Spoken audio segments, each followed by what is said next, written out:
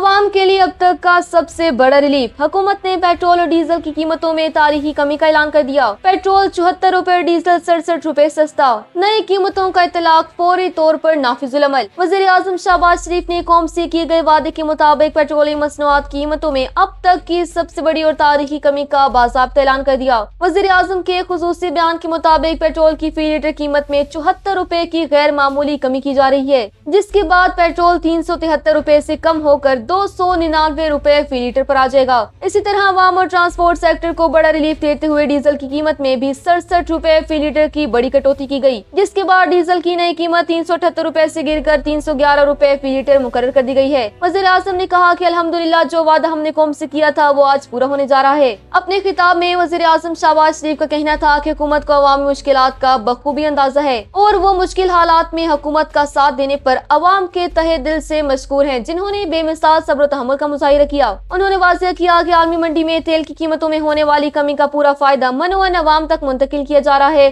وزیر اعظم نے مزید کہا کہ اس معاشی بحران کے آغاز سے ہی حکومتی سطح پر سخت کفایت شعاری اپنائی گئی اور غریب طبقات کو مسلسل سبسڈی فراہم کی گئی، کیونکہ عوام کو زیادہ سے زیادہ ریلیف فراہم کرنا اور انہیں عالمی مہنگائی کی لہر سے محفوظ رکھنا موجودہ حکومت کی اولین ترجیح ہے۔